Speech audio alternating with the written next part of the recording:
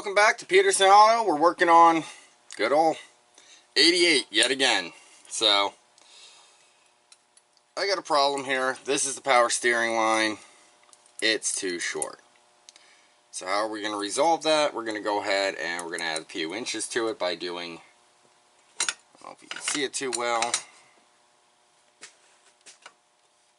that to extend it. So, yeah. First we're going to take our tubing cutter and we're going to set it up. And we're going to cut this. And while I'm cutting this, I'll chit-chat a little bit. Now if you haven't used a tubing cutter before, I think I did a video on brake lines. Just pinch it around there and start spinning it.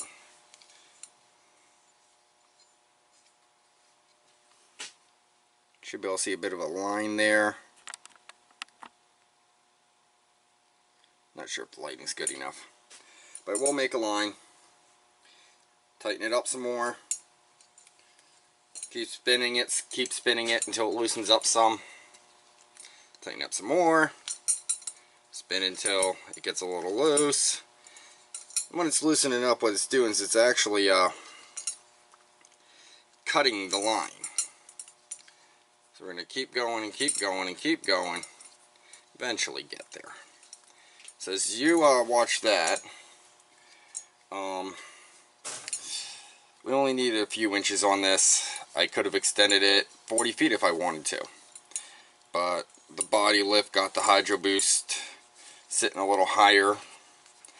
So we're doing custom lines here. And now I'm going to be using AN fittings. AN and brake lines are two different fittings. AN uses a 37-degree flare, and brake line usually uses a 45 if I recall. But either way, you put the two together and they'll leak. You know, a lot of race cars use AN fittings. I like them. Most of your hydraulic hoses will wind up actually being a 37-degree flare, believe it or not. So, may have just, nope, I'm good. Almost thought I messed it up. I realized this is the line I need the longer section on the hard line part. But yeah, we're going to use some AN fittings today. I actually got a flare kit for them. The rest of that hose is going to be basically useless. So as you can see, we got a nice cut here. You always want to deburr them. So you can kind of probably see the little burrs in that. This has a tool for it. Put it in. Give it a few spins around. Not a big deal.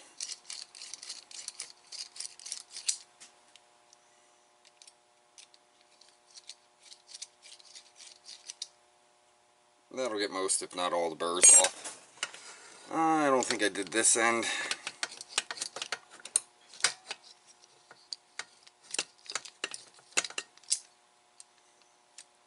So there we go. Tubing cutter has a tool. Just retract it back in, we're good. Many tubing cutters have that.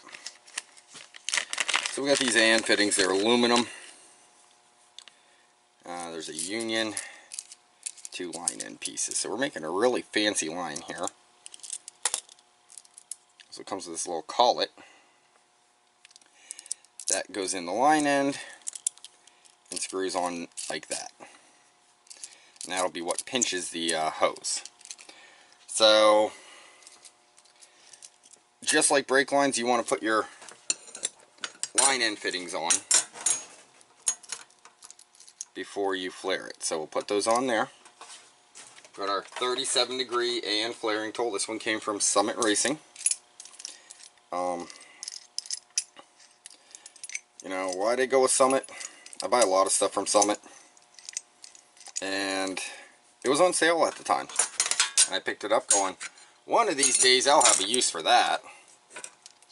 And today's the day. So this is a 5/16 line, which is actually kind of tough to find AN stuff in. But I did. It's same, it's actually a 5/16 line to a -6, which is a 3/8 AN. So if you look here closely, you can see there's a little bevel on each end, and then here it's flat. So we're going to put the bevel side towards what we're flaring.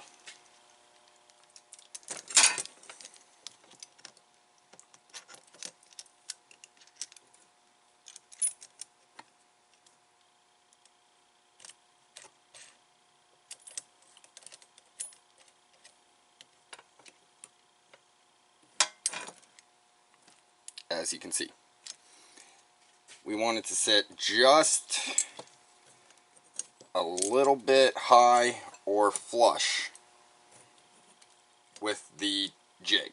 So when you put the line in, it should sit a hair high or flush with the top of the jig. Hopefully you can see that there. It's this one right here. So barely anything coming up.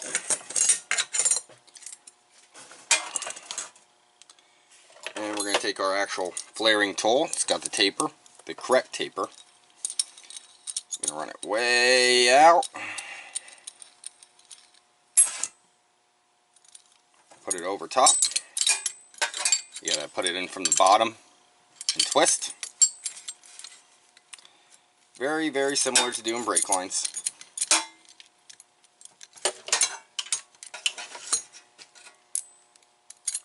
Line it all up. And then we'll run it on down. Want to make sure these are nice and tight here, because you are putting some force on it. But just keep running it down until you see it starting to make a nice flare and bulging out that outside. Don't want to go over tight. If you go over tight, you're obviously going to have a bit of an issue. You're going to split the line. So, I think we'll put a little more on this. There's still some tiny gaps around the edges there that I can see.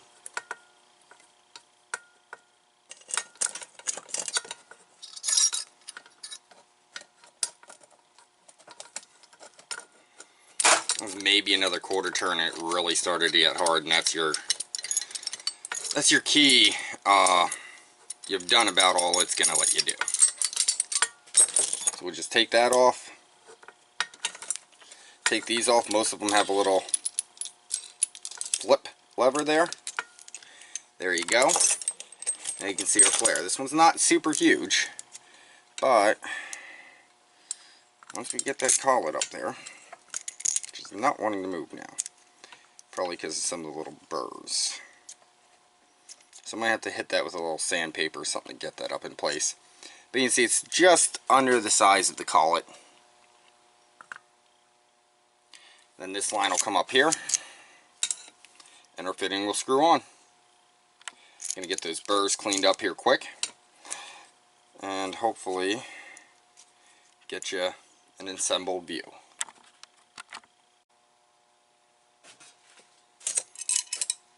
Okay, so this one, they're a little bit bigger, and you can kind of see how they fit together and seal there. So, I'm going to put this together.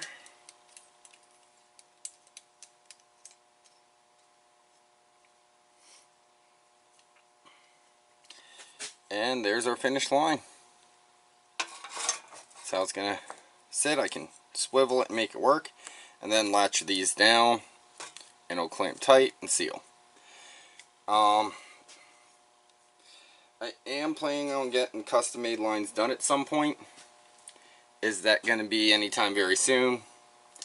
Probably not, because I'll probably run these until they line up blowing, and then having another vehicle to work on or to use while I'm getting lines made. So I can get it done cheap, and I can have the adjustability to get what I need when I need a new line. Take it off as an assembly, bring it to a hydraulic hose shop, and have them duplicate it exactly. But until then, I have that adjustability and that swivel to line everything up to get it just perfect.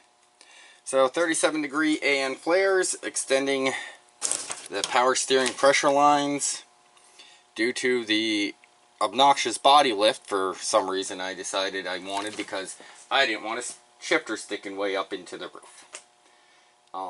Yeah, that decision actually cost a lot of time and a lot of money. But, you know, I just don't think the shifter being super high is a good idea, so I'm still running with it. I'm going to get this on. I'm going to get the return lines worked out there. And hopefully get some power steering fluid in there today, which is a start towards something. So thank you for watching. Please like, comment, and subscribe to Peterson Auto.